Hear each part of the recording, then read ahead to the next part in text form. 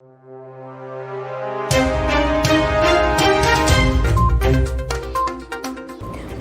to VARINDIA News Hour. FSSAI should ensure that consumers know what they are eating.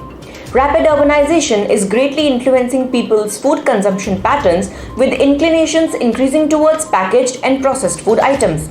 India's consumption is still pretty low when compared to Western countries, especially the US, wherein such foods make up for almost 70% of the country's diet.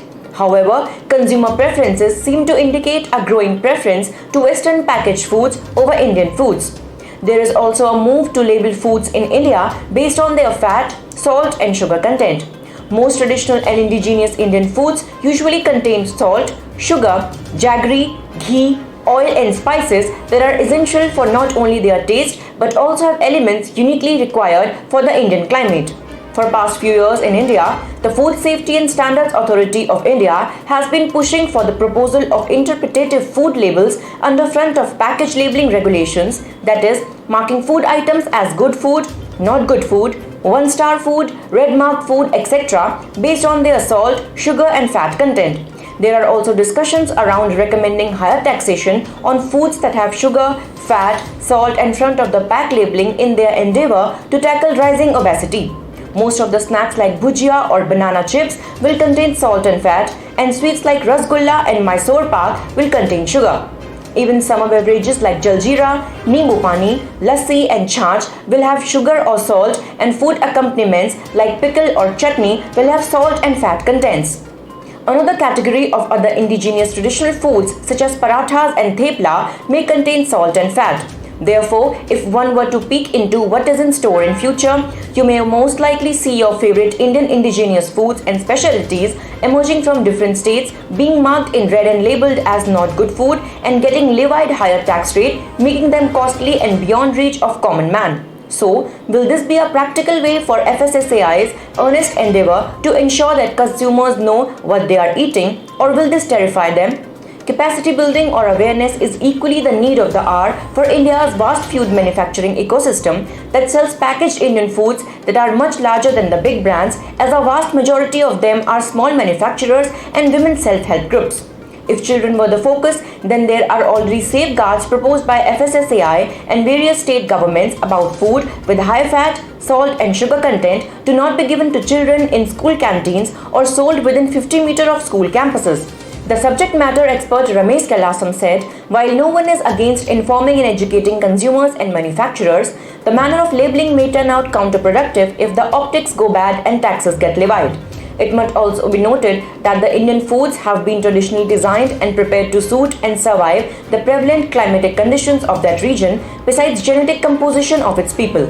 However, while it is the duty of FSSAI to ensure the consumers are informed of what they are consuming, there has to be a better method of communicating the daily allowed consumption levels instead of a hazardous display route that seems to mimic tobacco. Let's look into today's headlines in VARINDIA. MHA captures over 10 lakh sexual offenders data. According to the annual report of the Ministry for 2020-21, the National Database on Sexual Offenders has the data of more than 10.69 lakh sexual offenders in the country, which allows investigating officers to track habitual sex offenders besides initiating preventive measures against sexual offences. It also contains details such as names, addresses, photos, IDs and fingerprint details of the offenders, and the registry can be accessed by the law enforcement agencies to probe sex crimes across the country. Microsoft Azure vulnerability exposes PostgreSQL Databases. Microsoft disclosed that it addressed a pair of issues with the Azure database for PostgreSQL Flexible Server that could result in unauthorized cross-account database access in a region. The Windows Maker described the security vulnerability as affecting PostgreSQL Flexible Server instances deployed using the public access networking option, but did not find evidence of the flaw being actively exploited and no customer data was accessed. Dubbed as Extra Replica, Microsoft said it alleviated the bug within 48 hours of disclosure. SpaceX to launch next Starlinks batch. Apart from buying Twitter, Elon Musk is also focusing on sending the latest batch of his Starlink broadband satellites into orbit. SpaceX is targeting a Falcon 9 launch of 53 Starlink satellites to low Earth orbit from Space Launch Complex 40 at Cape Canaveral Space Force Station in Florida. Following stage separation, Falcon 9's first stage will return to Earth and land on the Just Read the Instruction drone ship stationed downrange in the Atlantic Ocean. This new launch will take the total launch craft to 2,441. Nithin Kamath warns people about phishing scams. CEO and co-founder of stockbroker Zerodha, Nithin Kamath recently took to LinkedIn to warn his followers about phishing scams. The Zerodha CEO shared a screenshot of a conversation of his fake account with a social media user. The user asked the account for advice about investments. In response, the imposter offered to teach him about cryptocurrencies. Kamath said that people were being lured into sharing credentials of their trading accounts. Amazon faces the biggest drop in its market value. Amazon.com shares sank 14% in its biggest one-day drop since July 2006, with shares closing at their lowest level since June 2020.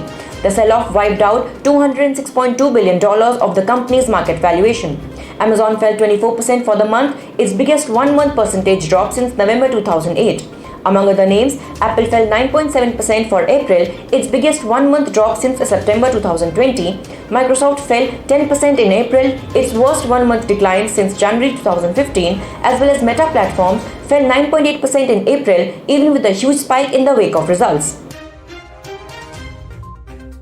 That's all for now. Please like, share, comment and subscribe to VARINDIA News Magazine. You can download the VARINDIA app from Google Play Store and Apple App Store for the latest news and updates. Stay tuned. Thank you.